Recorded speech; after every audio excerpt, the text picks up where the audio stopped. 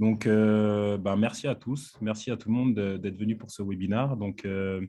L'idée, c'est de vous présenter en fait l'évidence scientifique derrière ce qu'on appelle le Blood Flow Restriction Training. Donc, c'est une méthode qui a commencé depuis un certain nombre d'années, qui se développe un petit peu partout en France.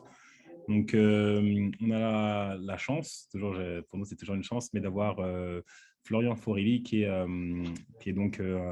se présentera, mais qui est un utilisateur de la méthode, qui est aussi dans la recherche scientifique et qui va nous parler un peu du BFR et de son champ d'application.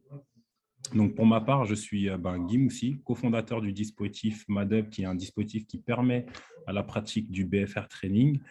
J'ai aussi la chance d'avoir monsieur Ben Slama aussi, qui nous a permis de pouvoir continuer à partager ce message et de pouvoir aussi comprendre comment on pourrait améliorer la pratique de la rééducation grâce à cette méthode de travail. Pour ma particularité, je suis cofondateur de MADUP, comme j'ai pu dire, et je suis un ancien footballeur professionnel.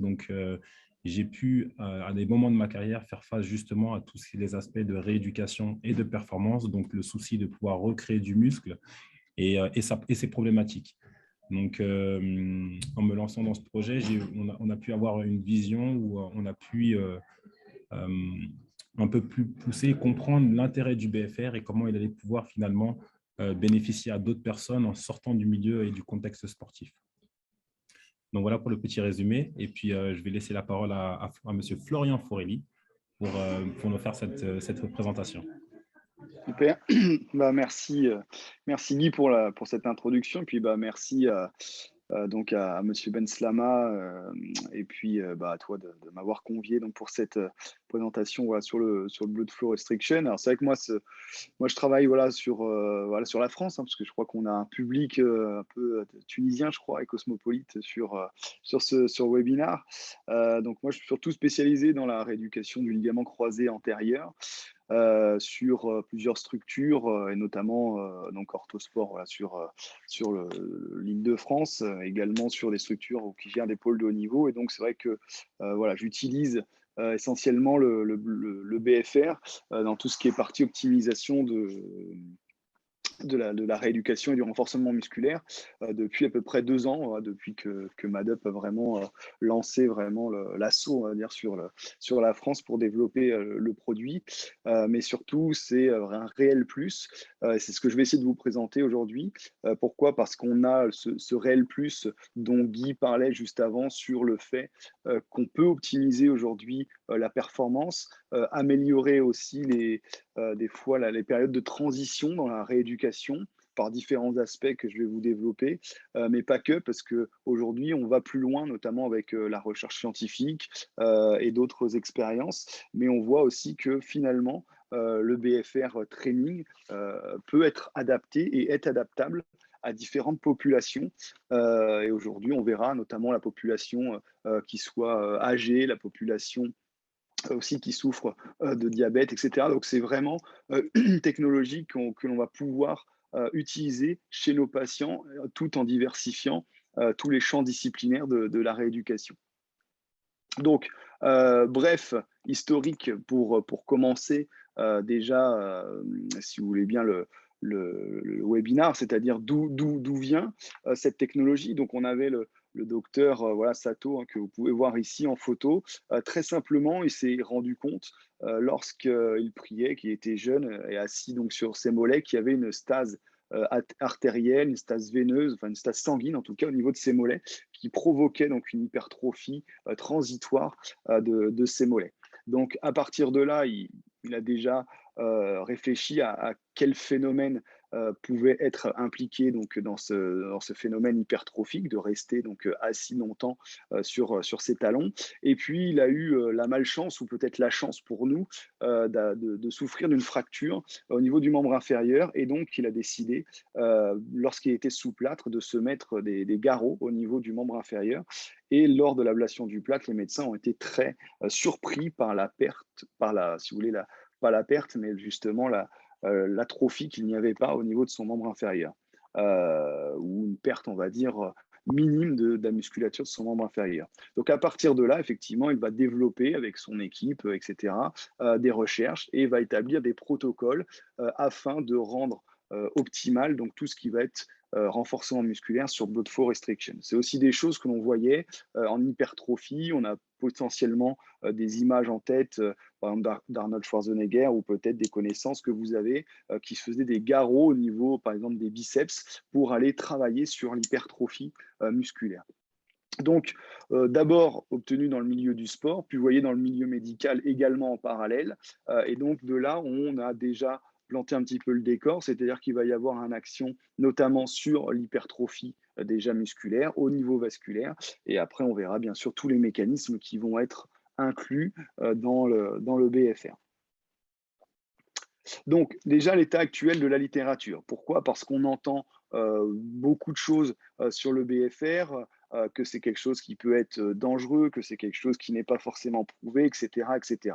Il faut savoir qu'aujourd'hui, on retrouve à peu près environ, vous voyez, 400 articles référencés donc, dans la littérature internationale. On a des articles très récents qui vont parler de la performance sportive, de la physiologie, donc avec le système cardiovasculaire, le système musculaire, la réponse inflammatoire, production hormonale, donc tous les mécanismes que l'on va retrouver, que l'on va détailler bien évidemment au cours de cette présentation, l'entraînement et le renforcement, tout ce qui est modalité d'utilisation, la comparaison avec la charge lourde, on va définir pourquoi c'est important, et surtout, on a de la littérature aujourd'hui qui existe sur la sécurité. Donc on sait que moyennant bien évidemment la vérification de contre-indication d'ordre médical et ou paramédical, c'est un appareil qui reste sécuritaire et c'est l'avantage aujourd'hui de la technologie MADUP comparé par exemple des fois à d'autres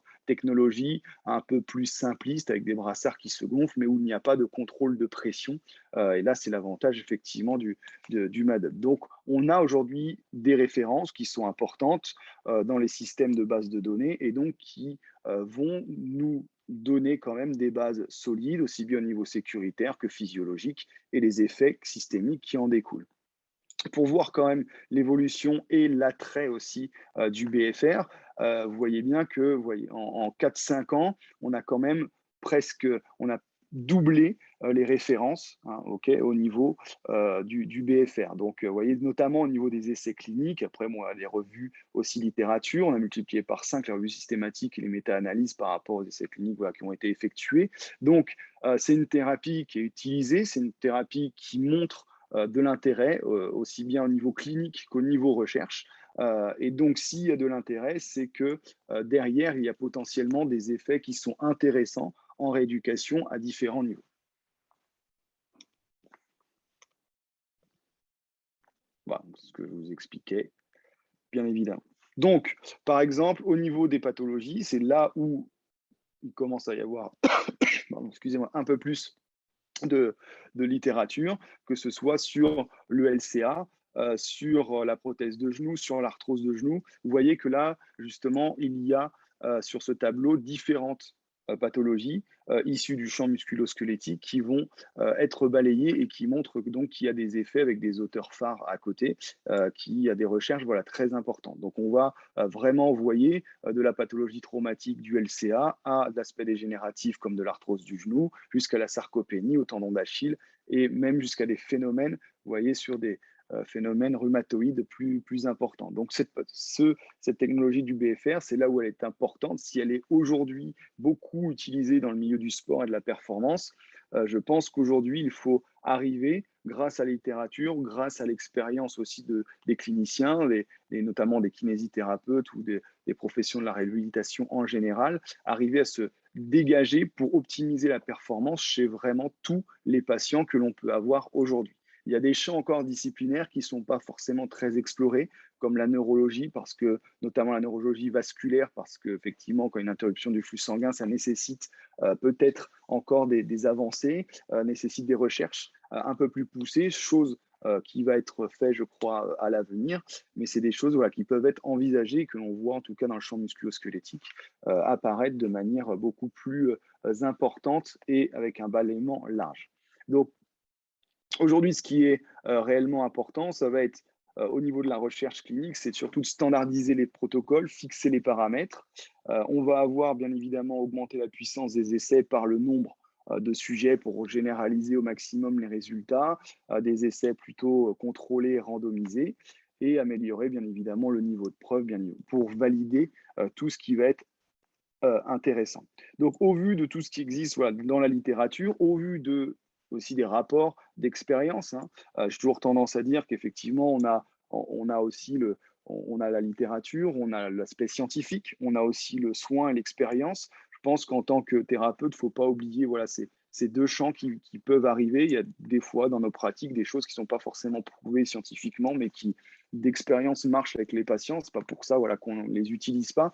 Donc, il me semble que c'est important de pouvoir voilà, faire la part des choses et des fois utiliser des choses qui peuvent améliorer l'état du patient, même de façon transitoire, pour justement se donner une fenêtre thérapeutique et permettre à nos patients d'évoluer sereinement dans leur rééducation. Alors, avant toute chose, qu'est-ce qui arrive lorsqu'on a une blessure d'ordre musculaire? Alors, quand je parle de blessure musculaire, c'est-à-dire qu'une atteinte qui va porter vraiment préjudice au muscle, donc ça peut être une fracture, ça peut être une opération, quelle qu'elle soit, ou alors, à plus largement parler, le vieillissement va entraîner aussi une dégénérescence un peu musculaire. Donc, on va avoir une perte de force, une perte de trophicité, hein. Ça, c'est des phénomènes auxquels on est habitué au quotidien lorsqu'on est auprès des patients, qui va être expliqué et associé à une dégradation donc, des protéines musculaires et surtout, l'immobilisation que l'on peut avoir suite à une opération va entraver, notamment la construction de nouveaux muscles, de nouveaux, réseaux sanguins et cetera. On a des changements cataboliques et donc, ce qui va être, nous, notre cœur de métier, surtout dans la réhabilitation et la rééducation, ça va être de faciliter les adaptations anaboliques et la construction musculaire. Ce qui est parfois difficile, notamment avec les patients que l'on a, qui ont des appuis soulagés ou des appuis, interdits. Malheureusement, créer de la construction musculaire quand vous n'avez pas l'appui, quand vous ne pouvez pas faire des exercices fonctionnels en chaîne ou etc., c'est extrêmement difficile. Donc, on essaye au pire de limiter l'atrophie. Et puis, parfois, on va être aussi un petit peu bloqué par tout ce qui va être mécanique ou des contraintes aussi chirurgicales hein, par les protocoles. Et donc, effectivement, on va être plutôt dans la lutte et éviter donc une atrophie trop importante, alors que on pourrait peut-être par certains procédés, et on va voir lesquels, optimiser donc cette atrophie et permettre des adaptations anaboliques qui vont permettre donc une construction musculaire lente ou un maintien de ce que l'on peut avoir. Donc, on en parlait justement quand on a étudié la littérature et on disait, tiens, pourquoi dans la littérature on va comparer ça à la charge lourde? C'est parce que sous restriction de flux sanguin, hein, et on va voir sur l'établissement des protocoles, c'est que l'on va travailler généralement à charge légère. Et surtout, chez nos patients, lorsqu'on n'a pas effectivement ce BFR et qu'on est confronté à des contraintes mécaniques qui peuvent être excessives si on met de la charge lourde, la faible charge va être préjudiciable. Pourquoi? Parce que, un, c'est la seule option qu'on peut avoir et au niveau développement musculaire, on sait que la charge légère, c'est pas ce qu'il y a de mieux hein, en cas de blessure, mais ça reste la seule option que l'on peut avoir. C'est donc, on l'a dit, pas efficace.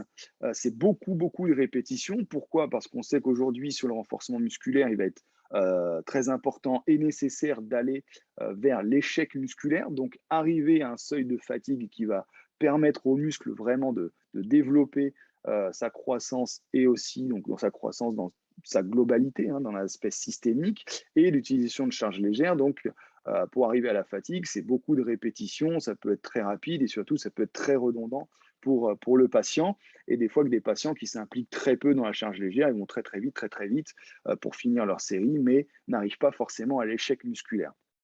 Donc, c'est là où ça va être compliqué.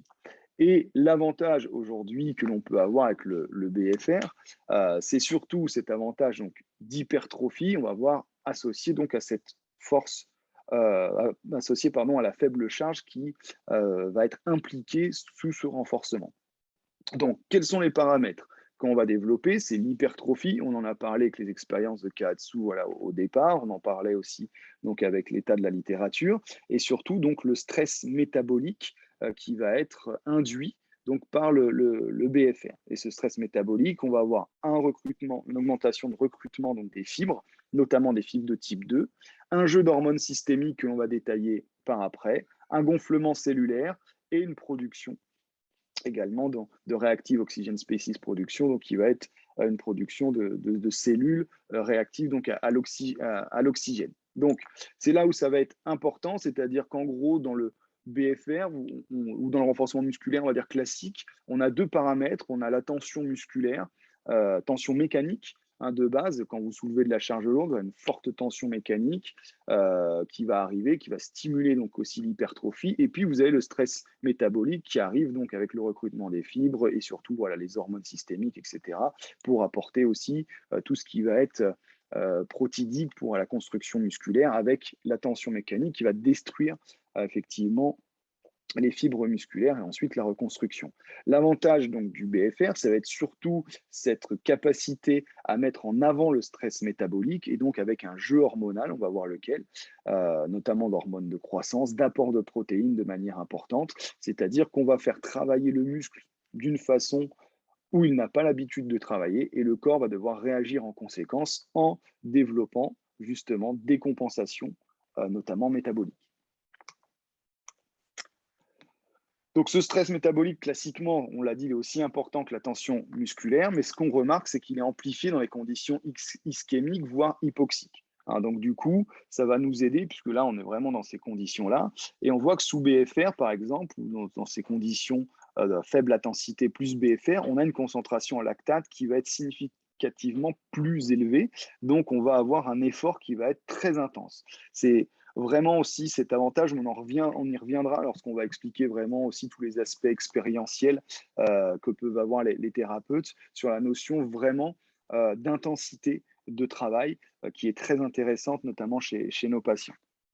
Et on voit que l'effet hypertrophique lié au stress métabolique est plus important avec que sans BFR, voilà, selon les études notamment de Takarada. Donc ce BFR a vraiment une importance, alors hypertrophique bien évidemment, quasiment immédiate. Bon, si on a tous fait du sport ou même chez nos patients, on a tous eu au moment du sport, on était content, vous faites une dizaine de pompes, vous voyez tout de suite le gonflement cellulaire. Bah, dites-vous bien qu'au niveau du BFR, ça va être vraiment amplifié. Bon, il faut juste expliquer, bien sûr, à vos patients que ça ne va pas perdurer, hein, mais on a vraiment cet effet hypertrophique lié au stress métabolique qui va vraiment être amplifié, et donc on a cet effet hypertrophique qui va être important.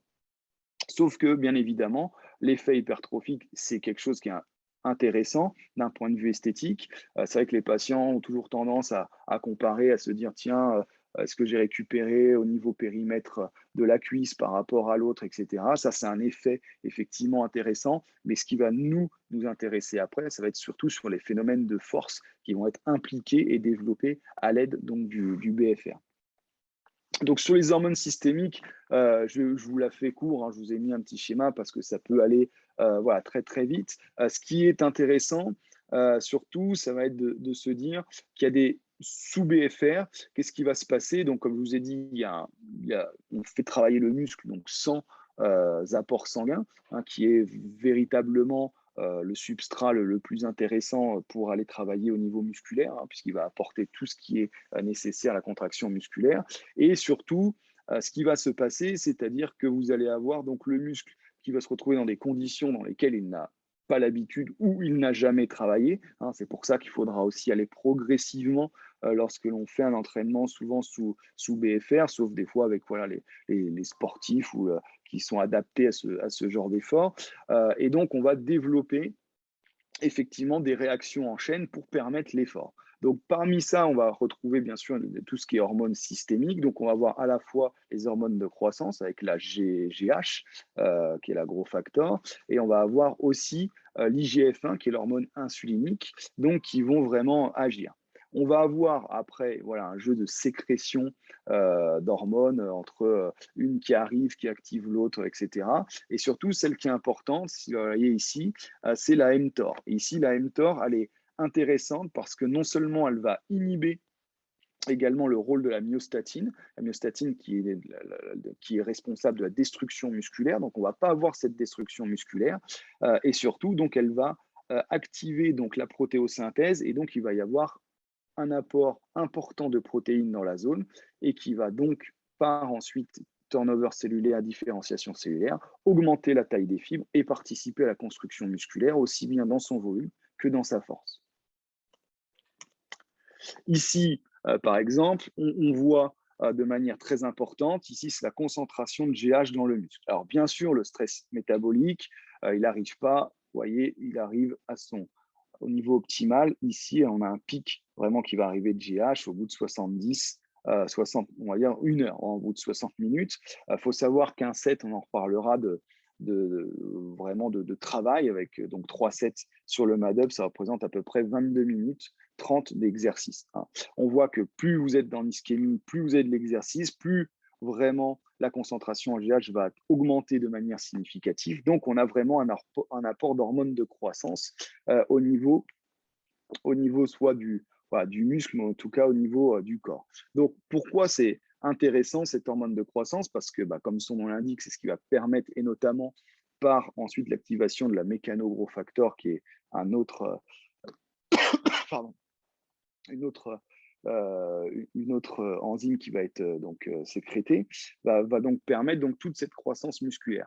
Mais on a aujourd'hui encore des résultats qui nous montrent au niveau de la recherche que, par exemple, un exercice sous BFR, même s'il paraît intense, on va dire, sur le moment, lorsque vous allez retirer le BFR, marcher un petit peu, on n'a pas cette sensation d'avoir fait un effort intense comparé à la charge lourde qu'on va avoir. Donc, on va retarder aussi cette fatigue neuromusculaire et on va potentiellement permettre de continuer un effort, par exemple sous charge lourde, etc. Donc, ce qu'il faut bien comprendre, c'est qu'on n'est pas en train de dire qu'il y a la charge lourde d'un côté et le BFR, la charge légère de l'autre, avec le BFR charge légère qui est meilleur que la charge lourde.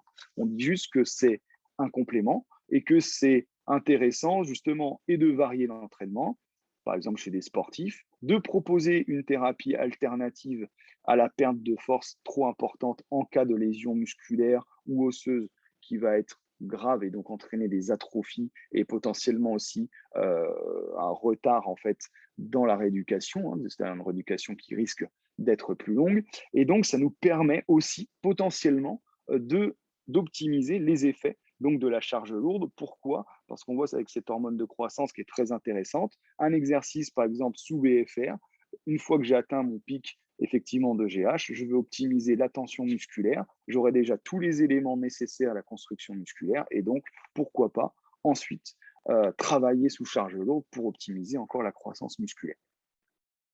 Alors, sur les différents non, on n'est pas là, excusez-moi. Donc là, c'est par exemple tout ce qui va être taux de protéines dans le muscle. On voit qu'effectivement, voilà, quand vous êtes BFR ou contrôle, c'est quasiment identique. Par contre, quand vous êtes en post-exercice, après, donc sous BFR, vous allez augmenter significativement aussi votre apport de protéines. Donc c'est là qui est dans le muscle, hein, c'est la fraction synthesis rate, hein, donc en pourcentage par heure. Donc c'est ça qui est très intéressant, c'est qu'à la fois, comme je vous disais, on a cette thérapie de transition. On a dit on va plutôt, voilà, au lieu de soulever de la charge légère, on va soulever charge légère plus BFR pour aller vers du fonctionnel, puis vers de la charge lourde, etc. Mais on a aussi la possibilité, donc chez certains athlètes, de potentialiser la croissance musculaire par l'effet du BFR, par l'augmentation de l'hormone de croissance et l'augmentation donc du taux de protéines dans le muscle post exercice au BFR. Donc en gros, des fois, c'est vrai qu'on a l'impression, et on peut peut-être le dire, que c'est du dopage naturel, c'est-à-dire qu'on va amener des hormones de croissance de manière très importante au niveau du muscle. Et autre phénomène très important, ce qui est intéressant, c'est bien évidemment d'amener, donc on a dit vers l'échec musculaire, d'amener une fatigue précoce pour développer effectivement le muscle de manière optimale et l'organisme va réagir aussi en inhibant le motoneurone alpha qui va pouvoir permettre une contraction musculaire de continuer l'effort. Cependant, si la charge est adaptée ou si bien évidemment on ressent si c'est capté comme on va dire un danger pour le muscle ou autre, bien sûr le patient va céder sous l'effort. Donc c'est pour ça que la notion aussi de charge sous BFR, et on verra aussi la notion de pression du brassard, est hyper importante parce que le but, c'est d'arriver à l'échec musculaire, mais d'arriver dans des conditions optimales. Si le patient cesse son exercice, bien évidemment, ça va être embêtant pour la suite de la rééducation. Alors, recrutement des fibres, on l'a dit, un recrutement des fibres de type 2, très important, et donc par rapport notamment à Takarada qui a fait des recherches intéressantes. Sur le recrutement de ces fibres, on voit donc entre le graphe A et le graphe B que l'on va avoir effectivement entre la charge légère et la charge lourde, vous voyez des choses qui vont être voilà, quasiment similaires en termes d'activité musculaire. Néanmoins, le graphe C, c'est peut-être le plus intéressant parce que le recrutement des fibres, vous allez voir, il dépend finalement de deux paramètres. Il va dépendre à la fois, comme vous pouvez le voir ici, c'est de la pression d'occlusion, hein, la LOP qu'on appelle ça, et va dépendre également de la charge. Et vous voyez que finalement, les résultats les plus significatifs, on va les obtenir soit 100 mm de mercure ou 50 mm de mercure, avec une RM qui va être finalement légère, à 40% de RM. 80% de RM, vous n'avez aucun résultat significatif. Donc c'est là l'avantage, comme on disait tout à l'heure, c'est de pouvoir vraiment coupler à la fois ce BFR a de la charge légère et on sait que bien évidemment, moins vous chargez vos articulations, moins vous êtes préjudiciable aussi pour celles-ci. Donc on voit aussi tout l'intérêt que l'on peut avoir lorsque on a des gonarthroses, si on a des tendinopathies ultra douloureuses. On reviendra bien évidemment sur l'utilisation du BFR sur les tendinopathies, notamment patellaires. Il y a aussi des écrits sur les tendinopathies d'Achille. Et donc, si comme je vous ai dit, sur des tendinopathies qui sont douloureuses, c'est donc qu'on a aussi potentiellement un effet sur la douleur. Alors, on va parler un petit peu maintenant protocole, modalité de réalisation. Donc déjà, on va avoir donc sur le BFR, donc sur le MADUP, donc vous avez ce qu'on appelle des manchons, des cuffs hein, en anglo-saxon, que l'on va devoir placer et on le place toujours à la racine des membres. C'est-à-dire que même si je souhaite travailler par exemple un tendon d'Achille, je place quand même mon cuff ici au niveau du pli de laine et je vais placer également, si je travaille au niveau du membre supérieur, mon cuff donc, sur le deltoïde. Deux possibilités qui peuvent être intéressantes lorsque vous travaillez sous BFR. Alors, avant de développer effectivement les protocoles qui existent, on a la possibilité soit de travailler de manière isolée. Donc, on va travailler plutôt de manière analytique sur un biceps, par exemple, ou sur un quadriceps. Donc là, c'est très, très dur, bien évidemment. Hein, je peux vous dire que même des rugbyman sur un leg avec 5 kilos, ils vivent un enfer pas possible. Mais c'est ce que l'on recherche également, tout en réussissant l'exercice. Hein, je vous dis, il faut que ça ait un intérêt, il ne faut pas aller vers vraiment l'échec de l'exercice. Ça, c'est intéressant. Et quand on est vraiment plus sur du fonctionnel, il y a un autre intérêt, c'est de fatiguer, par exemple, les muscles qui sont distaux au cuff pour développer les muscles qui vont être proximaux. En gros, on va jouer sur les compensations. Donc, au niveau du membre supérieur, par exemple, on peut jouer sur effectivement tout ce qui est grand pectoral, tout ce qui est sur deltoïde. Il y a une petite controverse qui est sortie là, il y a quelques jours sur l'utilisation pour l'amélioration de la force de la coiffe des rotateurs. Voilà. Donc, on peut essayer de l'utiliser pour soit développer un muscle de manière analytique, soit développer effectivement les muscles proximaux par compensation. Ça arrive souvent quand on fait des squats, par exemple, que les patients nous disent j'ai des douleurs j'ai des courbatures au niveau des fessiers. Pourquoi Parce qu'effectivement, la fatigue du quadriceps a fait que les fessiers ont pris le relais par compensation sur un exercice musculaire. Puisque comme on l'a dit précédemment, comme il n'y a pas de tension musculaire ou tension mécanique trop importante due à la charge légère, les muscles qui vont être travaillés de manière analytique n'auront pas de courbature. Donc ça, c'est aussi quelque chose qui va être très, très important lorsque vous allez développer la performance ou autre, ou varier un entraînement. Par exemple, ça peut être très bien chez un sportif sur une charge d'entraînement d'une semaine à 3 entraînements par semaine. Pourquoi pas lui proposer un entraînement supplémentaire en BFR sur un muscle ou un autre pour pouvoir justement potentialiser le stress métabolique et éviter les courbatures, ce qui permettra de faire un entraînement, par exemple à charge lourde, un entraînement supplémentaire dans la semaine, tout en optimisant la charge lourde sur les autres entraînements. Alors, les protocoles qui existent, généralement, donc on est entre 20, alors je ne vais pas dire, les cuffs sont reliés bien évidemment au MADUP, donc à la machine, et ensuite, donc, qui va agir en fait comme un brassard de tension artérielle. Il va y avoir une captation effectivement de cette tension artérielle qui va se faire allonger. Là, on allonge toujours son patient avant pour calibrer. Et ensuite, cette pression va être régulée au cours du mouvement. Et c'est ça l'avantage. Quand vous êtes avec un cuff classique, un manomètre par exemple, que l'on va, mettre au niveau du membre inférieur et qu'on va pomper, par exemple, pour arriver à, je sais pas moi, 100 millimètres de mercure, vous allez vous relever, vous n'aurez pas forcément, vous aurez toujours 100 millimètres de mercure. Or, l'avantage ici sur le MADUP, et c'est l'une des rares technologies qui le fait, si ce n'est la seule, c'est que lorsque vous êtes debout, effectivement, le pouls, la fréquence cardiaque, etc., va changer et donc la pression du manchon va effectivement aussi s'adapter. De même, le phénomène, on l'a dit, de gonflement cellulaire qui va entraîner une hypertrophie quasi immédiate du muscle transitoire, bien évidemment, va faire que ça va appuyer sur le manchon qui va également s'adapter pendant l'effort. Donc, c'est ça qui est très important. Maintenant, on travaille, comme on l'a dit, protocole, c'est entre 20 et 40 à peu près d'une 1RM. Il y aura à peu près un set. Un set, c'est composé donc d'une série de contractions de 30 et de 3 séries de 15. Donc, la machine est hyper bien faite puisque on a un feedback visuel avec un métronome. Hein, pourquoi? Parce qu'on va avoir 30 secondes de repos. On va travailler sur 3, 5, 7, 2, 3 fois par semaine. Et la contraction doit se faire aussi entre 1 à 2 secondes en, en concentrique. Puis ensuite, on revient et ensuite, on continue. Donc, vous avez un métronome, vous avez toutes les contractions qui sont affichées, qui vont défiler selon le temps, et vous allez avoir également le temps de repos, etc. Donc, ça, c'est hyper important.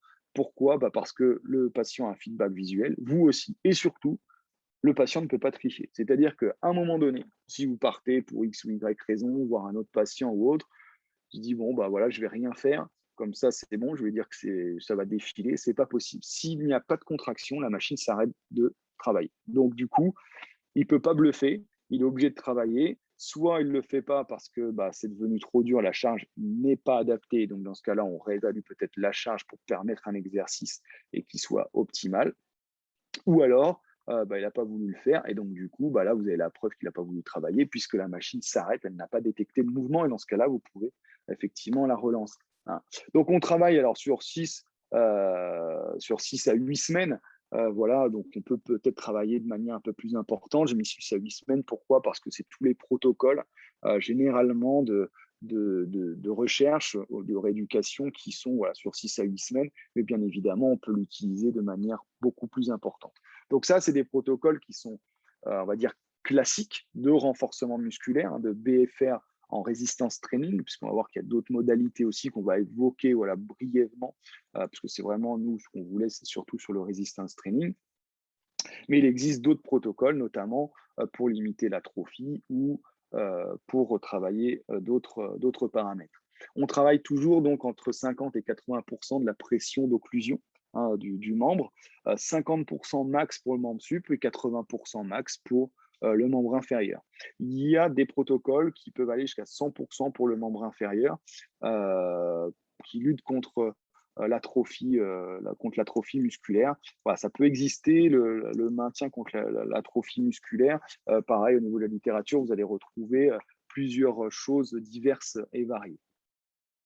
Alors, les populations à risque, bien évidemment, c'est les personnes qui vont souffrir d'hypertension artérielle non contrôlée. Hein, pourquoi? Parce que des fois, si c'est contrôlé, voilà, il n'y a pas de raison.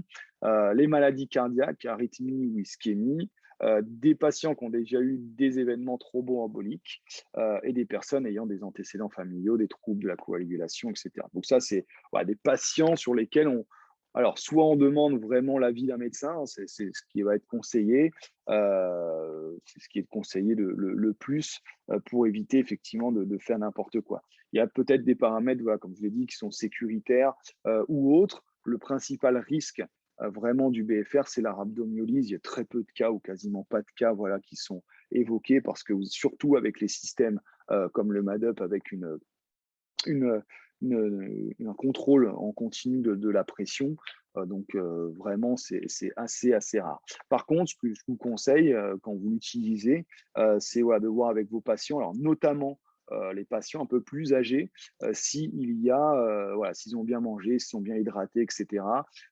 Pareil, faire attention, moi, je suis pas mal de sportifs qui ont, de footballeurs, lors des périodes de jeûne ou de ramadan, voilà, qui des fois qui rattrapent les jours parce que voilà, qui vous préviennent bien parce que vraiment, c'est un effort, intense. C'est vrai que je dis toujours faire une présentation théorique, c'est très bien, mais je pense qu'il faut, le vivre pour comprendre ce que vraiment on fait ressentir aux patients à ce moment-là.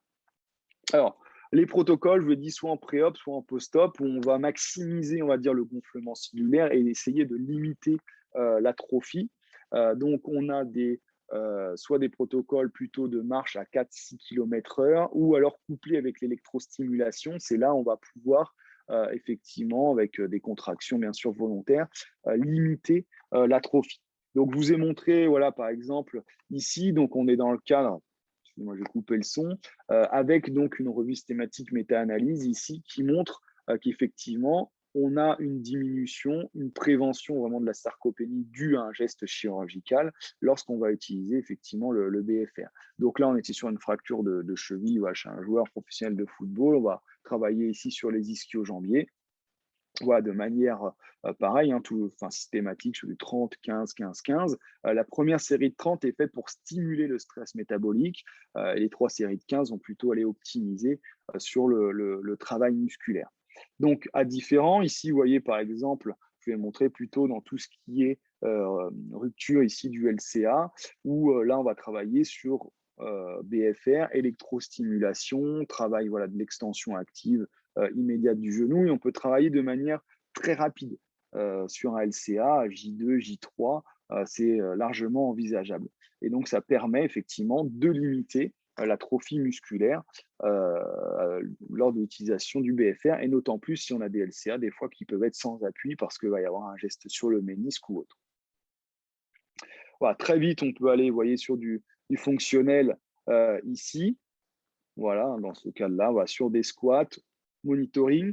Alors attention, bien évidemment, quand on est chez des patients et qu'on le fait en unilatéral.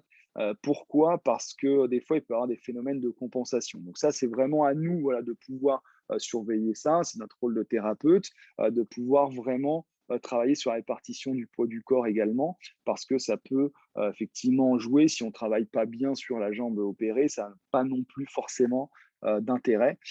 Donc, on peut aller très, très vite, vous voyez, sur du fonctionnel pour optimiser les choses chez nos patients. Ensuite, on va avoir donc, isolé fonctionnel. Donc là, on va aller voilà, sur du 30-15-15, 10-30% de l'ARM. Allez, 2 fois par semaine maximum, ça va être très intéressant. C'est là où il va falloir des fois être progressif, peut-être aller du 50%, 60%, puis 70-80% aussi pour qu'il y ait on va dire une habituation musculaire des patients. Si on commence à 80% de manière agressive, des fois, bon, bah, voilà, les patients vont mal ressentir, ça ne va pas être une bonne expérience, ils ne vont pas vouloir le refaire.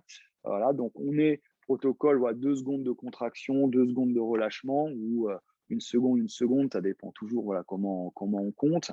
On peut faire des protocoles dits libres également. Donc les protocoles libres, ça marche très bien si vous faites de la marche, hein.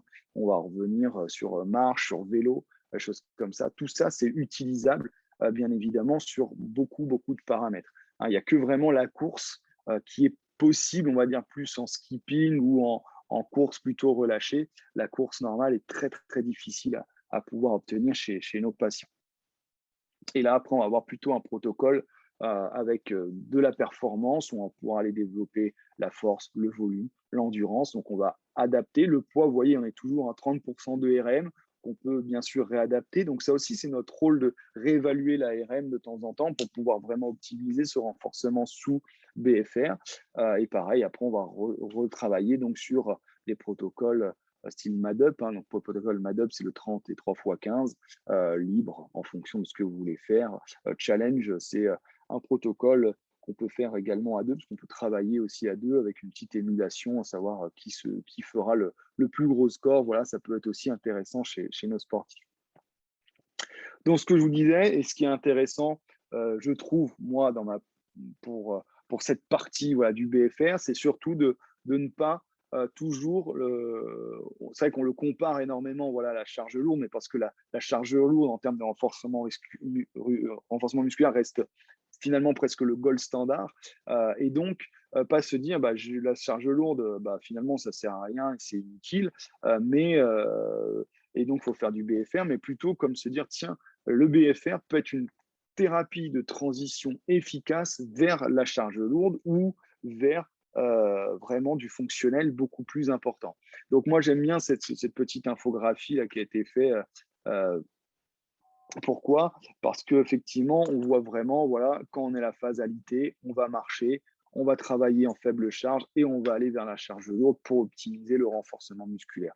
Voilà, je trouve que c'est voilà, très important et ça montre bien la complémentarité du BFR dans le renforcement musculaire et surtout l'inclusion du BFR dans l'optimisation des soins et de la performance dans sa globalité. Hein. Quand je dis performance, ce n'est pas forcément voilà, que les sportifs ou autre chose. Les populations âgées aussi peuvent évoluer voilà, vers la performance et c'est ça qui est intéressant.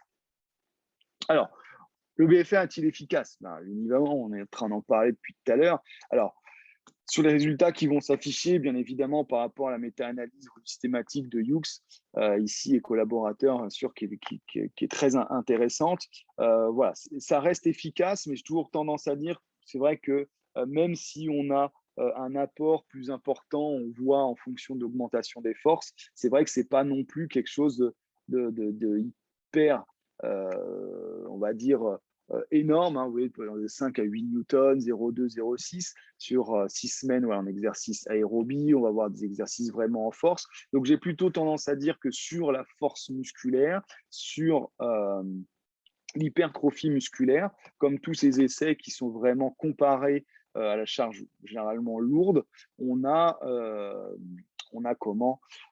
des résultats, on va dire, quasi similaires à la charge lourde, donc qui soient assez intéressants. Voilà, vitesse de marche à 4 km/h, alors quand on dit 70 mètres par minute, on a toujours l'impression qu'on veut compliquer les choses. Voilà, et donc avec résistance, vous voyez, voilà, on a 0,1 kg sur 8 semaines, c'est significatif, donc c'est vrai que l'augmentation de la force est supérieure. Mais voilà, il faut quand même rester modéré voilà, dans nos propos. On pourrait très bien être synthétique, faire un raccourci, dire voilà, le BFR c'est supérieur à ci, à ça. Voilà, maintenant il faut avoir un petit œil critique en disant voilà, effectivement c'est supérieur, mais ça reste quand même proche de la charge lourde, donc ça reste quand même assez intéressant. On voit que les résultats sont plus significatifs avec une RM qui est basse, entre 20 et 30%, hein, bien évidemment. Et surtout, comme on l'a dit tout à l'heure, c'est l'ARM et la pression du brassard. Et cette pression du brassard, plus elle va être contrôlée au cours de l'effort, et plus le renforcement musculaire va être effectivement optimisé et de meilleure qualité. Sur l'hypertrophie musculaire, donc augmentation de taille musculaire, hein, voilà, on l'a à peu près. Alors en post-immédiat, bien évidemment, c'est un peu plus important. J'ai des images là qui me reviennent en tête effectivement de patients. Néanmoins, bien évidemment, le post-entraînement immédiat, c'est pas forcément ce qui est très important, même si ça témoigne d'un gonflement cellulaire qui est important et donc d'une action hypertrophique intéressante. Mais bon, bien évidemment, ça ne va pas perdurer dans le temps. Voilà, donc vous voyez, en fonction de ça, on est plutôt sur 2 jours par semaine. Et effectivement, voilà, on a toutes ces augmentations aussi. Donc, ce qui est intéressant, on l'a vu, force musculaire, ça c'est hyper intéressant parce que comme je l'ai dit, l'hypertrophie, c'est bien, c'est esthétique, mais ce qu'on recherche avant tout chez nos patients, c'est l'apport fonctionnel, l'apport sportif ou l'apport de la performance. Donc, ce qui est intéressant, c'est de raisonner plus en termes aujourd'hui de force. Et on voit que le BFR a des résultats équivalents à la charge lourde, ce qui est très intéressant et très encourageant parce que, comme on l'a dit, pour nos patients qui ne peuvent pas soulever de charge lourde par contrainte mécanique, par contrainte chirurgicale, par contrainte physiologique, on va pouvoir leur permettre d'avoir une thérapie aujourd'hui qui semble être aussi efficace que la charge lourde, mais à un autre stade de la rééducation. Donc, d'optimiser vraiment ce renforcement musculaire et donc d'optimiser en quelque sorte la rééducation.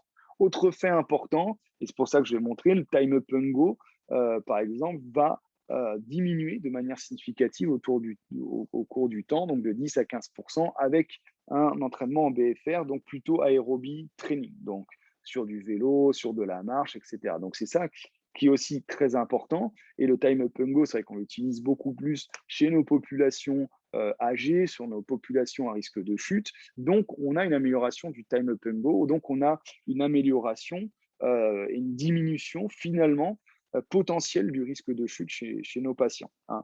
Par contre, l'aérobie semble plus efficace que le resistance training dans ces cas-là. Mais donc, on a plusieurs modalités voilà, qui sont intéressantes dans le BFR. On l'a dit tout à l'heure sur les protocoles. Soit on fait du resistance training avec de la charge légère, soit on va faire de l'aérobie, bien évidemment, avec du vélo, avec de la marche à 4 km/h, etc. Donc, c'est vraiment une thérapie très intéressante qui vise une population et des champs disciplinaires qui sont assez multiples.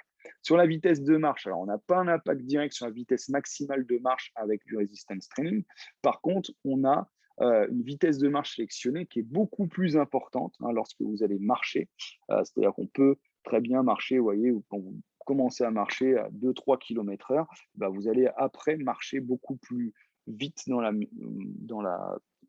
vitesse sélectionnée. Donc ça peut avoir voilà, chez les patients jeunes, voire même âgés, une amélioration de la vitesse de marche quand même sur ce qui est sélectionné. Mais par contre, au niveau max, ça n'a pas forcément d'intérêt, mais ce n'est pas forcément ce qui est recherché chez nos patients. Ce qu'on recherche des fois chez nos patients, c'est une marche sélectionnée dès le départ qui va être plus rapide, plus fonctionnelle et plus efficace.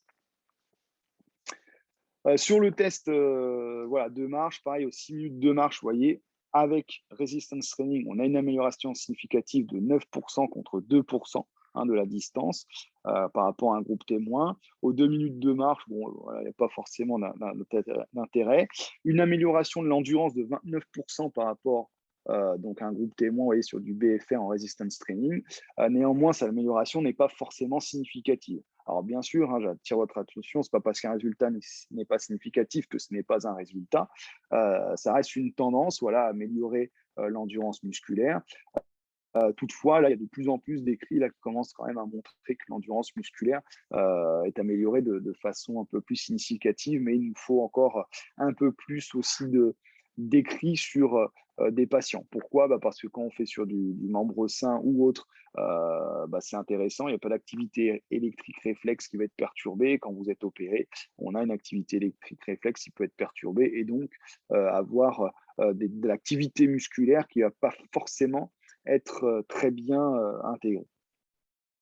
Alors, sur la douleur, et ça c'est important, parce que c'est un effet qui est finalement pas forcément hyper recherché, c'est pas le premier truc, et pour autant, vous allez voir, on a des effets qui sont hyper intéressants. Donc, sur les effets de la modulation de la douleur, notamment chez les patients qui souffrent de syndrome fémoro-patellaire en priorité, voire même d'autres, c'est notamment Korakakis de l'équipe d'Aspetar qui avait montré ça donc, sur les douleurs fémoro-patellaires.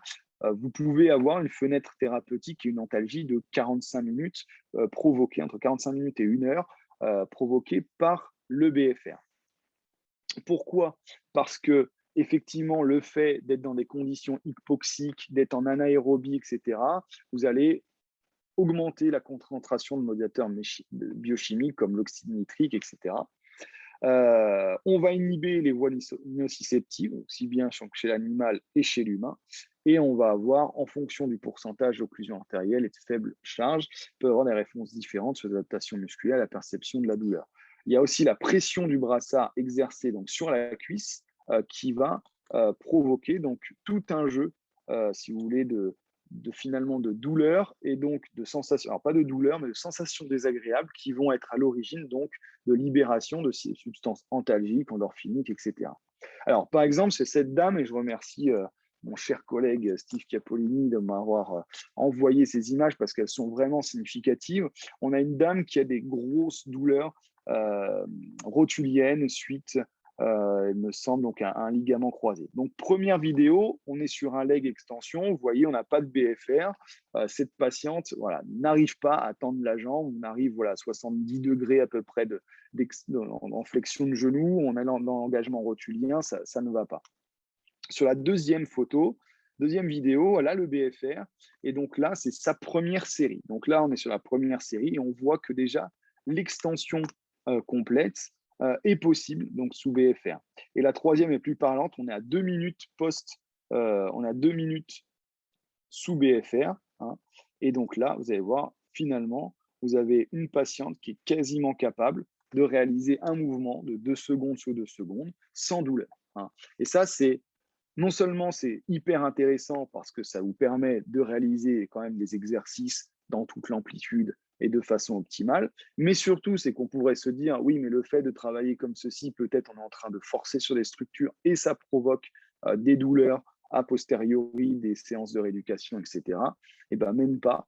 Chez tous les patients vraiment qui avaient des douleurs et qui ont disparu sous BFR, le lendemain ou le surlendemain, il n'y a pas eu de douleur augmentée, rapportée après l'utilisation de BFR, bien qu'ils n'arrivaient pas à faire le mouvement sans justement sans le manche.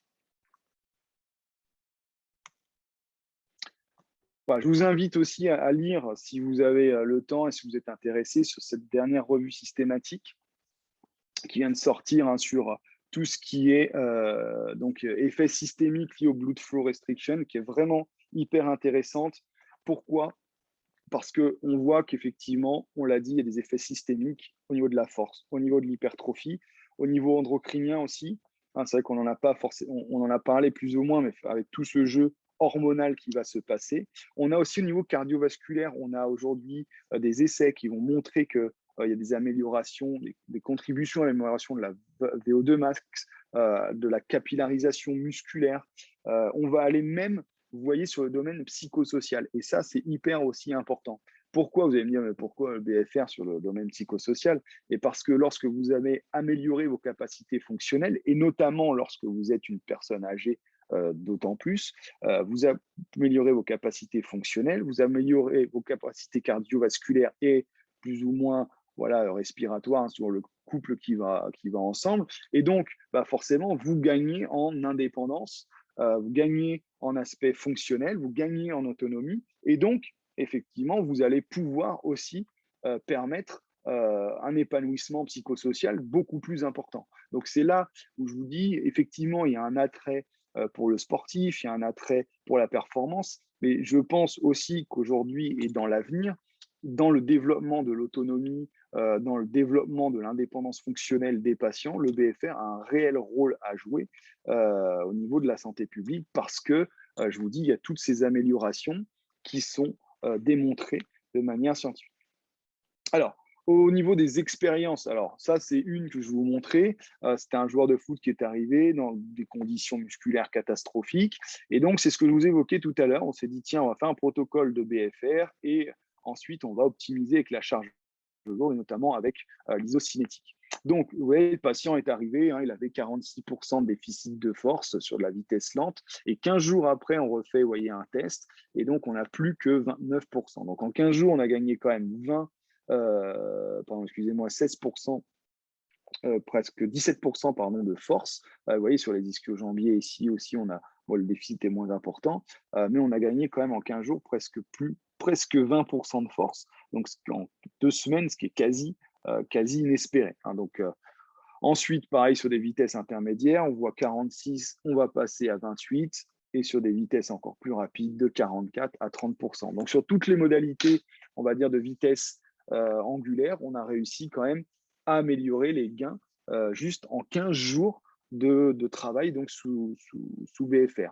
Donc, sur celui-là, sur des basketteurs, on a tenté aussi. Voilà. Par contre, sur des personnes qui ont été opérées victimes vraiment d'inhibition musculaire pendant plusieurs mois, c'est un peu compliqué. Maintenant, sur des muscles qui sont, on va dire, pas inhibés, qui marchent potentiellement bien, on est quand même sur voilà, une potentialisation qui peut être vraiment intéressante. Ici, très intéressant aussi sur cette image. Alors, effectivement, c'est une athlète voilà, qui pratique donc de l'haltérophilie, musculation, etc., mais qui a une arthrose très avancée de son genou, qui tient bien évidemment à continuer la compétition. Et on voit qu'effectivement, cet avantage de pouvoir soit faire de la presse, du leg extension ou autre, va engendrer donc un gain de force, elle a une perte très importante, il y a plus de 40% de perte de force, hein, chez Mathilde, qui, donc au niveau de son genou gauche, qui l'handicapait réellement pour la pratique de son haltérophilie. Et donc, grâce au BFR, grâce à cette charge légère, parce que la charge lourde, malheureusement, lui provoquait des épanchements intra-articulaires et donc tout ce qui en résultait. Et grâce à ce BFR et cette charge légère, on a vraiment retravaillé son muscle. La charge légère a permis de diminuer la tension donc mécanique et donc permis une diminution des contraintes sur son articulation. Et il y a quelques semaines, donc Mathilde est devenue championne d'Europe donc d'haltérophilie dans sa catégorie. Donc, vous voyez, c'est quand même toujours aussi satisfaisant. Ici, donc on va avoir, c'est un patient qui avait donc une tendinopathie patellaire très, très, très douloureuse qui m'avait été adressée parce que voilà, on trouvait plus, on savait plus trop quoi faire. Et là, pareil, il y avait une extension active qui est difficile à avoir chez ce patient. Et là, sous BFR, alors on arrive à avoir cette extension active et surtout, alors c'est surtout démontré sur le tendon d'Achille, donc voilà, petit bémol par rapport à la tendinopathie patellaire, mais que les résultats que l'on va avoir sous BFR à charge légère sont similaires aux résultats que l'on peut obtenir avec le HSR, hein, le Heavy Slow Resistance que l'on propose donc aux patients qui ont des tendinopathies.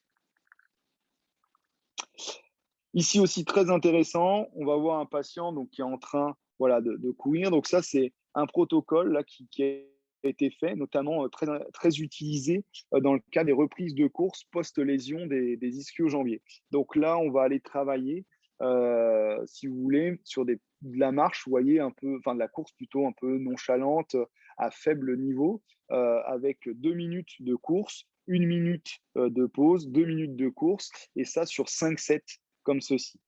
Et donc là, ça a été montré qu'il y avait une meilleure activation du couple quadriceps ischio-jambier avec une meilleure activité musculaire au niveau des ischio-jambiers. Et donc, on va potentiellement travailler les ischio-jambiers de manière un peu plus intéressante, notamment lors du travail de high speed running ou de travail de sprint. Le warm-up, alors c'est sûr, bon là, vous avez sur tout ce qui est footballeur américain. Là, je vous le montre sur une karatéka. Hein, donc, Tessa Brinac était 12e mondiale avant de se rompre le LCA, que vous avez vu en vidéo tout à l'heure pendant sa rééducation. Et donc, effectivement, alors, sur le warm-up, on n'a pas forcément d'amélioration de la performance directe, notamment sur des sprints, etc. Par contre, on peut voir qu'il y a une amélioration dans les échanges hémodynamiques musculaires. Donc ça, c'est une piste aussi à creuser, notamment sur ces échanges hémodynamiques qui peuvent peut-être favoriser certaines réactions au niveau du muscle. Là, on ne l'a pas dit tout à l'heure, c'est vrai que on a potentiellement un développement, comme je disais tout à l'heure, avec ce qu'on appelle les Ross Production, c'est-à-dire qu'on a peut-être moins de sang qui passe, mais finalement, le sang qui va arriver risque d'être plus concentré en oxygène et donc permettre un travail, donc une amélioration de la sensibilité à l'oxygène aussi du muscle. Donc ça, c'est très intéressant aussi à être soulevé lorsque on travaille un conditionnement ou un reconditionnement au niveau sportif ou non. Alors ici aussi très intéressant, c'était un patient, donc c'est une prothèse de genou qui était compliquée. C'est un patient qui a eu je ne sais plus, 3, 4 interventions, je crois, au niveau du genou, et qui avait une atrophie tellement importante qu'il avait carrément, on appelle des douleurs de stress avec la queue de la prothèse qui tapait sur l'os. Et donc, c'était vraiment difficile. Et donc, on s'est dit, tiens, on va lui proposer effectivement un protocole sous BFR avec sur tapis de marche à 4 km/h, puis des exercices, etc. Et au fur et à mesure, voilà, alors, je ne vous dis pas que ça se fait en 15 jours cette fois, mais on a réussi à progresser et aujourd'hui, ce patient donc, va extrêmement bien. Donc, vous voyez, par contre, ce patient, c'était typique. On ne pouvait pas lui proposer des exercices sur presse. Les squats, c'était compliqué. Le leg extension, il n'arrivait même pas à vide à soulever. Donc, c'est là où on se retrouve vraiment en difficulté, se dire, mais qu'est-ce que je vais lui proposer à ce patient? Une marche, faire du tapis, c'est bien, c'est gentil. Mais voilà, sous BFR, on arrivait parce qu'on avait à la fois cet aspect fonctionnel qu'on pouvait développer et l'aspect antalgique qui nous permettait sur un court laps de temps de potentialiser son renforcement musculaire. Une petite série aussi, donc pour vous sensibiliser, donc comme on disait, c'est à la personne âgée. Ce qu'on voit, c'est qu'il y a plusieurs effets, notamment ici, vous voyez, on a carrément, est-ce que le BFR aujourd'hui peut être considéré comme une alternative non pharmaceutique vraiment à la perte musculaire. On voit chez la personne âgée que l'entraînement sous BFR plus généralement aussi le complément alimentaire, c'est que les personnes âgées sont dans le complémentaire, des compléments alimentaires, tout ce qui est protéiné ou autre, montrent de très très bons résultats. Donc on a une amélioration, donc une diminution de la sarcopénie, hein, c'est démontré, une amélioration de la taille, de la force musculaire et de la vascularisation musculaire également, et tout ce qui est hémodynamique. Donc ça, c'est hyper intéressant. Celui-là, c'est un case report. Alors, c'est vrai que ça vaut ce que ça vaut, mais c'était sur une personne de 91 ans et vous montre vraiment tout le cheminement qui est hyper intéressant. Et comme je vous disais, il y a cette possibilité chez la personne âgée vraiment d'améliorer les conditions à la fois musculaires, à la fois cardiovasculaires et finalement à la fois psychosociales. Et c'est ça qui est finalement les fois le plus intéressant aussi chez ces patients-là. Qu'est-ce que l'on a, nous, comme retour d'expérience chez les patients? C'est déjà pas de sensation de jambes lourdes ou de courbatures le lendemain sur les muscles que vous avez travaillés, surtout de manière isolée. Hein, ça, c'est très important aussi. Pourquoi? Parce que des fois, quand vous avez des entraînements qui sont super compliqués ou autres, le lendemain, ou sur le lendemain, le patient dit: «Ah ouais, mais j'ai les jambes super lourdes, je me sens pas pour travailler, j'ai des courbatures partout», etc. Surtout chez les patients qui peuvent être très déconditionnés. Donc, si on veut te faire travailler un muscle, on va le faire travailler plutôt de manière analytique pour pouvoir effectivement éviter tout ce genre de courbatures ou autres. On s'en sert aussi en récupération par des protocoles bien spécifiques. Bon, après, c'est pareil, c'est encore assez controversé. Après, bien sûr, le BFR, on fait des formations d'une journée dessus. Donc là, on essaie de synthétiser au maximum l'information pour que vous puissiez avoir vraiment une idée globale de ce qui peut être fait chez nos patients. On a une sensation d'effort intensif. C'est vrai, si vous avez la machine, je vous invite vraiment, faut tester dans les conditions sécuritaires. Cet effort est vraiment difficile. Moi, je dis toujours à mes patients ou à mes étudiants, parce que je suis aussi formateur à droite à gauche, que vraiment, je dis, vous allez vivre l'enfer. On le voit très bien aussi chez les gens qui font, vous voyez, cette adaptation cardiovasculaire. Dès que vous allez faire des squats, même sans charge, si vous êtes habitué, très vite, on va voir l'accélération du rythme cardiaque, l'accélération de la respiration, la transpiration arriver sur des efforts qui paraissent anodins. Ça montre bien que le corps est en train en fait de vivre un effort intense qu'il n'a pas l'habitude, qui le met vraiment à mal et donc il va être en train de développer, parce que le corps est une fabuleuse machine douée d'adaptation extraordinaire, et il va donc développer tous ces phénomènes adaptatifs pour permettre la poursuite de l'effort. On l'a souligné, la diminution de la douleur permettant donc l'effort, sensation de récupération rapide post-exercice, c'est-à-dire que les gens sont toujours un peu étonnés du fait d'avoir vécu, allez, si vous faites 3 sets, on a dit 22 minutes 30 d'enfer musculaire avec vraiment des sensations désagréables. On ne peut pas forcément parler de douleur, mais de sensations désagréables au niveau des membres inférieurs. Vous enlevez le BFR, vous faites 2-3 pas, 2 minutes de vélo, et vous remarchez comme si c'était rien passé avant. Et donc, comme je vous disais, il y a un confort dans la poursuite des exercices après BFR, notamment par la possibilité et la stimulation du stress métabolique. Et sensation de meilleures jambes pendant la course lorsqu'on l'a utilisé, notamment en warm-up. Alors, en résumé, donc, le BFR peut être utilisé donc, comme thérapie de transition, c'est ce que je vous l'ai dit, c'est ce qui est intéressant vraiment chez les patients. Ne pas sombrer dans le BFR, c'est mieux que la charge lourde, ou comparer les deux. Ça a été comparé pour montrer effectivement de manière la plus scientifique possible l'efficacité donc de ce BFR. Mais aujourd'hui, comme je voulais essayer de vous le montrer, c'est que non seulement il est bien fait chez les populations dont on a l'impression potentiellement on ne les a jamais mis sous BFR, mais aussi ce qui va permettre d'optimiser la rééducation, une rééducation qui va être de plus en plus, on va dire aussi nombreuses, parce que des personnes âgées, il y en a de plus en plus. Malheureusement, les accidents sportifs, on voit que malgré les préventions qui existent, etc., il y en a de plus en plus. Et donc, ce qui est important, c'est d'optimiser le retour terrain chez nos patients sportifs et d'optimiser l'aspect autonomie et dépendance chez nos patients, on va dire les plus dépendants. Pour obtenir des résultats supérieurs ou quasi similaires en termes de force musculaire, complément bien sûr aux charges lourdes, on l'a évoqué, que ce soit dans les entraînements ou autres, On va maximiser donc les bénéfices d'une séance d'exercice via vraiment cette stimulation et l'optimisation du stress métabolique.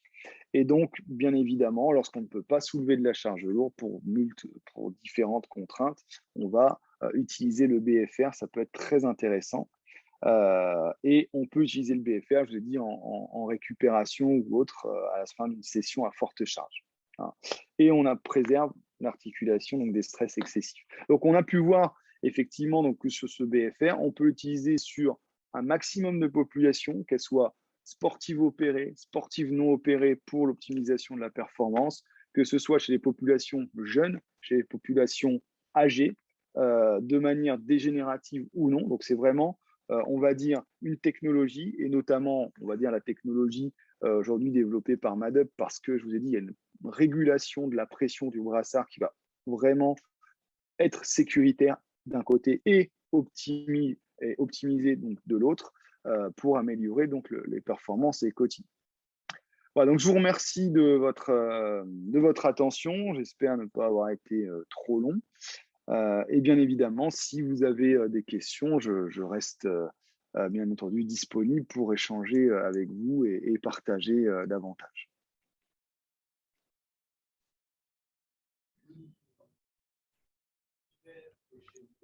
Je suis de retour. Guy, Voilà. Écoute, merci. Si vous avez des questions, je pense que c'est le moment. On a à peu près 5-10 minutes pour pouvoir échanger des questions. N'hésitez pas à poser des questions dans le chat pour que Florian Forelli puisse y répondre. Donc, je laisse la place aux questions. Monsieur Ben Salma, je vous invite aussi à ne pas hésiter à poser des questions si vous avez besoin. Alors, je vais unmute, parce que je crois que j'ai mis... une petite question qui est arrivée, il me semble. Bonsoir. Alors tu as pu voir la question? Oui, je suis en train de la lire. Donc, c'est adapte le pourcentage d'occlusion en fonction du patient, de la pathologie. Donc, oui, alors ça va être aussi ce qu'on va essayer de développer. Alors, maintenant, il y a des protocoles qui existent. On essaye en fonction effectivement de la pathologie qu'ils ont. Le pourcentage d'occlusion, on va l'adapter en fonction du patient. Donc, alors pas forcément en fonction de la pathologie, c'est plutôt en fonction du patient. C'est vrai que je ne l'ai pas évoqué tout à l'heure, mais chez les personnes âgées, on travaille plutôt sur des pourcentages d'occlusion à 50%. Voilà, c'est vrai que j'ai oublié de l'évoquer. Merci du coup d'avoir posé cette question. Et après, ça va plutôt être en fonction de la tolérance du patient. Comme je vous l'ai dit, il faut quand même qu'il y ait un effet progressif chez les patients. Commencer à 50%, 60% en fonction de leur tolérance à l'exercice. Et surtout, ça, c'est pour l'exercice de renforcement. Après, comme je vous l'ai dit, quand c'est plutôt en fonction des protocoles, par exemple, si je suis sur de l'anti-atrophie, je vais plutôt directement être sur du 80 à 100% parce que je ne vais pas avoir trop de contractions musculaires. Donc, du coup, ça va plutôt être des petites contractions sous électrostimulation. Donc là, on va essayer de potentialiser cela, tout en sachant que le phénomène d'occlusion, il est intéressant dans le sens où il apporte plutôt une fatigue précoce. Ça aussi, j'ai oublié de vous en parler, mais plus vous allez vers une occlusion importante, plus la fatigue précoce va arriver, donc plus ça peut être intéressant. Mais plutôt, en fonction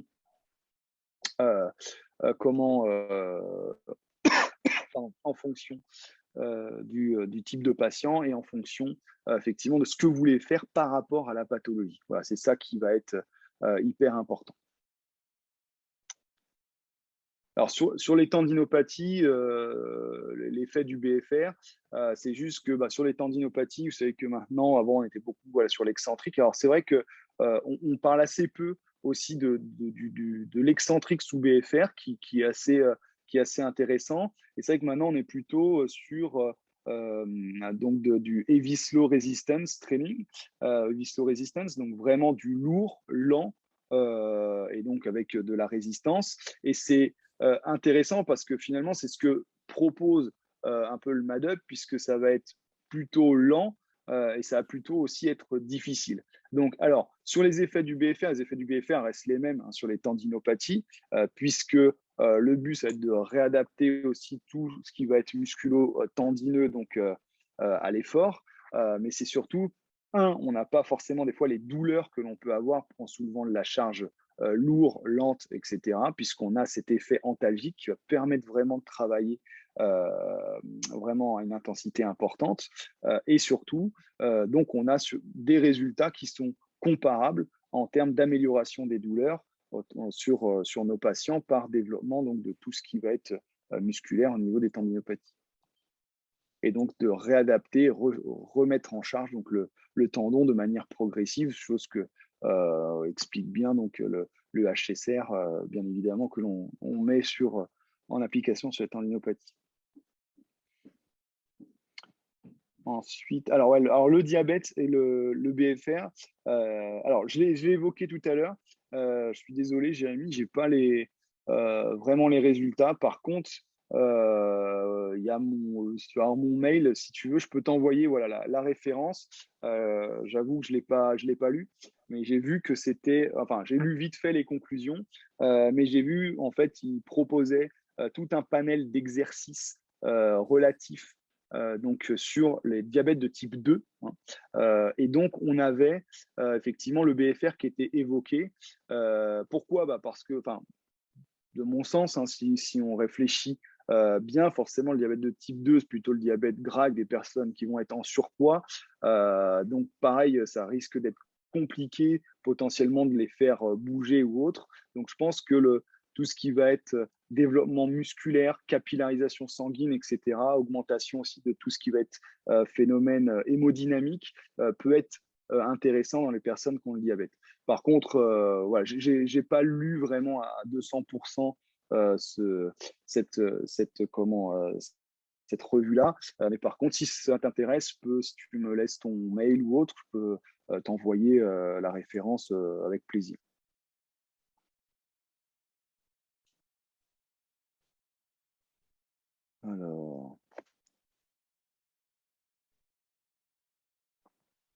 Alors, est-ce que si on fait donc 30 minutes max par jour sous BFR, voilà, ou si je fais 22 minutes 30 de force et 15 minutes d'endurance avec évidemment une dépression entre les deux, c'est possible.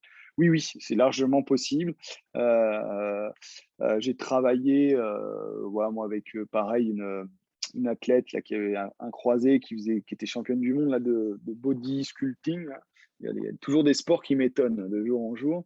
Donc pareil, qui avait vraiment une perte de force importante au niveau de son quadriceps. Donc moi, je commençais vraiment par tu vois, du tapis 4 km/h pendant 10 minutes en libre. Après, on faisait nos 3 séries tu vois, de BFR, donc avec donc 22 minutes 30. Et des fois, on complétait encore après par 15 minutes voilà, d'endurance sur vélo, etc. Alors après, bien évidemment, on dit, voilà, il y a 3 sets, il y a ci, il y a ça. Et après, on essaye voilà, toujours de réfléchir. C'est ça qui est aussi intéressant dans cette pathologie de BFR, mais aussi dans nos métiers voilà, de rééducateur. C'est de permettre justement de réfléchir à tous ces aspects, de potentialiser tout ça. Donc, effectivement, comme je disais tout à l'heure, potentialiser l'effet protéines, hormones de GH en faisant de l'ISO. Et là, pourquoi pas, comme tu l'as très bien souligné, pourquoi pas potentialiser cet effet hormone de croissance, protéines, mais aussi apport du sang très chargé finalement en oxygène pour après retravailler effectivement en endurance. Voilà, je pense que sous BFR, tant que le patient peut effectivement aussi absorber la contrainte, on peut travailler parce que tu vas travailler sous 2 modalités différentes, un en résistance training et l'autre plutôt en aérobie training.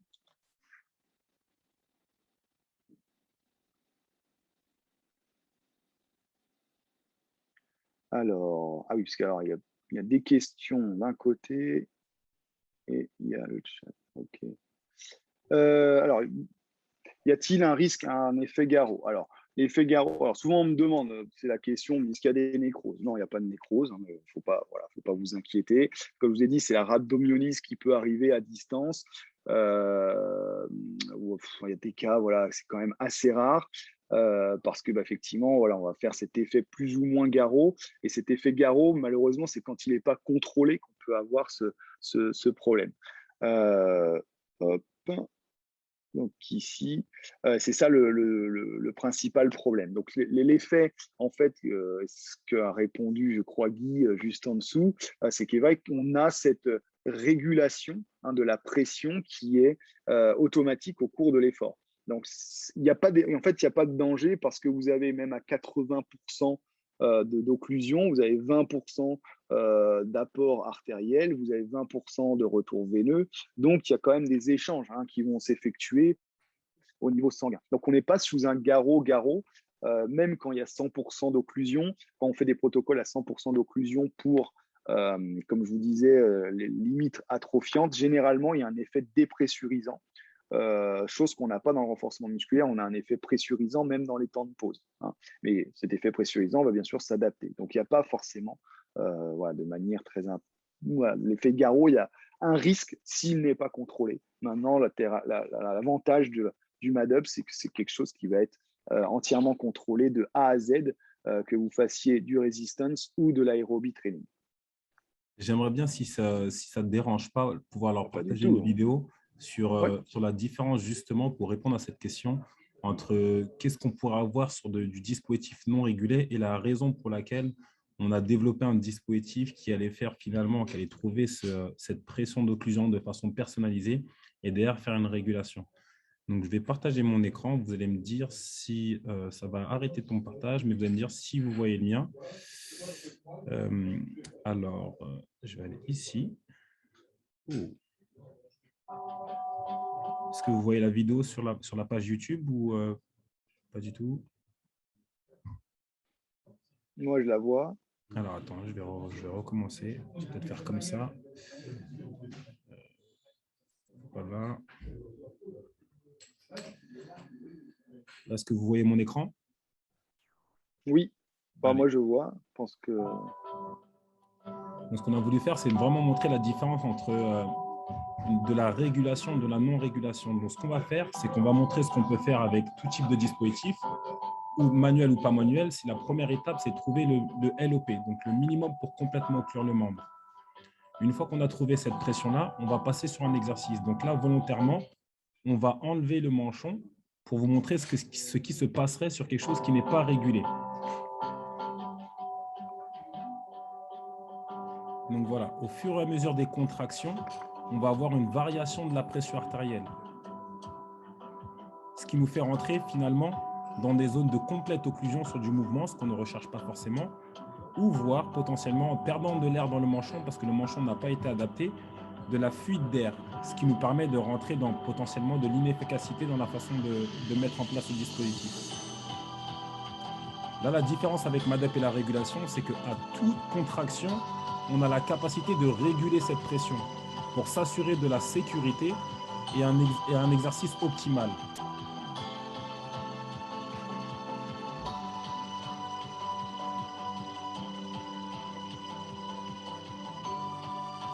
L'idée était vraiment de différencier le dispositif manuel qu'on va pouvoir trouver dans tout ce qui est fitness, sport de haut niveau potentiellement, et ramener un dispositif qui, lui, aura la capacité à pouvoir être utilisé dans le domaine de la rééducation et de la santé.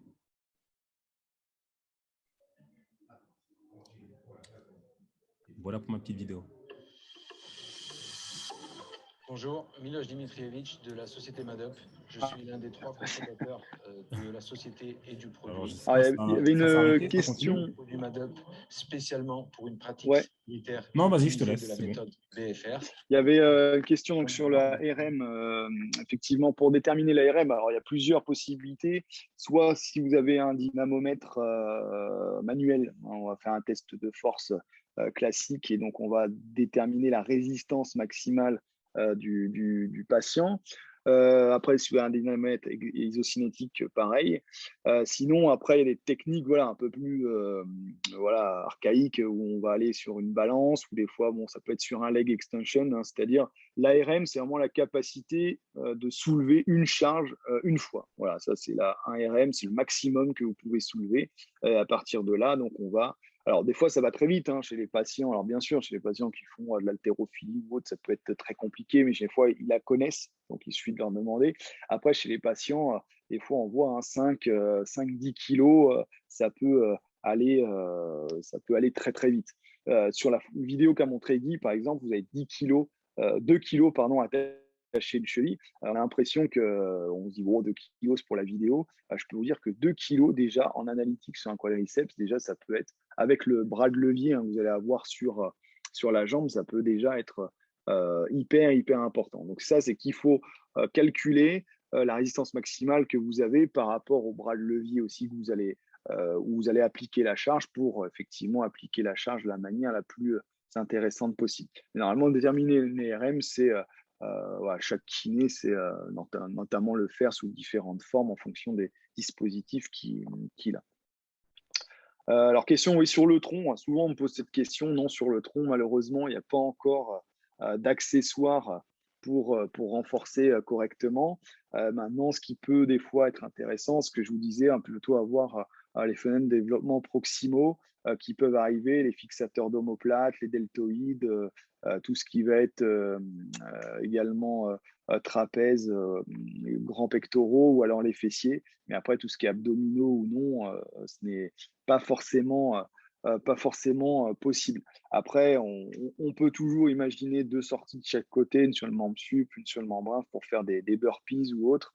Voilà, il y a toujours, on peut toujours tout imaginer, mais c'est vrai que pour renforcer plus ou moins le tronc, on l'ira plus en chaîne par rapport à des fatigues musculaires, mais sinon c'est tout. Alors, tiens, Yannick est partout. Il y a, alors sur BFR, sur isocinétisme, vraiment, alors à charge légère, hein, je crois on en avait discuté quand on s'était vu, charge lourde, hyper compliqué, c'est quasiment impossible. On l'a déjà vu sur une série, ça marche bien. La deuxième, on n'a même pas 20% de ce qu'on a mis avant.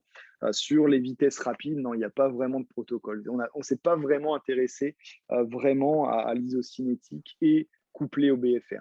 Alors peut-être que ça pourrait être intéressant en libre sur des pourcentages d'occlusion plus ou moins intéressants. C'est quelque chose à creuser. Merci pour la question, mais c'est vraiment quelque chose vraiment qui pouvait être intéressant à creuser, à voir en termes d'hypertrophie ou autre. C'est vrai que je l'ai déjà tenté, mais plutôt sur de l'excentrique et de la vitesse rapide, ça reste compliqué. Pourquoi? Parce que tu n'as pas, même si tu es en libre, tu n'as pas cette contraction de 2 secondes par 2 secondes. Donc finalement, tu épuises pas mal ton muscle de manière rapide, hein, parce que tu vas très très vite. Ton muscle, avec des fois beaucoup de répétitions, donc il faudrait tester vitesse rapide, pas beaucoup de répétitions, etc. Mais c'est des pistes effectivement à creuser parce que l'isocinétisme et le BFR, c'est pas, vu qu'on est plutôt, tu vois, sur terme force, plutôt à raisonner en termes de force, on serait plutôt sur des vitesses lentes, ce qui a peu d'intérêt. Mais je pense que pour l'effet hypertrophique, ça pourrait être intéressant de tester à vitesse rapide. Donc, on garde ça dans le coin de la tête. Ça peut faire l'objet d'un truc intéressant par la suite.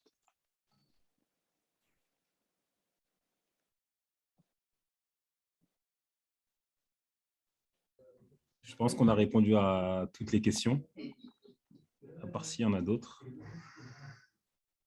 Auquel cas, on va pouvoir clôturer ce webinaire et je vais vous laisser tous à vos occupations. Il y en a d'autres qui vont aller regarder le match, il y en a d'autres qui vont être en famille. En tout cas, je te remercie, Florian, pour ce webinaire. Pas de rien, j'espère avoir été le plus clair possible pour tous nos amis et qui nous suivaient, tous nos confrères. Et puis merci à toi et puis à M. Benslama aussi de m'avoir invité à parler sur le BFR. Voilà. Bon, top. Merci à tous. Merci à tous ceux qui nous ont suivis de Tunisie. C'est un plaisir et un honneur de pouvoir partager ça avec vous, en espérant pouvoir faire aussi peut-être un autre webinaire dans quelques semaines, dans quelques mois, après peut-être le début de vos utilisations sur le BFR, qu'on puisse échanger, avoir un retour assez constructif sur votre façon de l'utiliser, sur les pathologies que vous aurez pu visualiser et qu'en fait, finalement, ça puisse être très enrichissant pour chacune des parties et qu'on puisse améliorer l'utilisation du BFR pour la phase de la rééducation. Donc, je vous remercie à tous et puis on garde contact. Et n'hésitez pas, j'espère que si tu peux remettre très rapidement ta page, Florian, pour que les gens puissent voir aussi tes réseaux sociaux. Et auquel Ouais, cas, ils ouais. auraient des questions, qu'ils n'hésitent surtout pas à pouvoir t'envoyer un petit message en privé. Et puis voilà. Voilà, donc là, ouais, vous avez parti, ceux qui voient là, voilà, vous pouvez me contacter hein, sur tous les, voilà, les réseaux sociaux ou après, vous avez donc ici ou après, vous avez mon mail directement. Voilà, j'essaye d'être le plus réactif possible. N'hésitez pas si vous avez besoin d'articles, documentation, questions qui vous viennent voilà, après. C'est un plaisir de pouvoir y répondre. Top. Mais écoutez, je vous remercie. Bonne fin de soirée à tous. Bonne soirée. Allez, Au au revoir. revoir.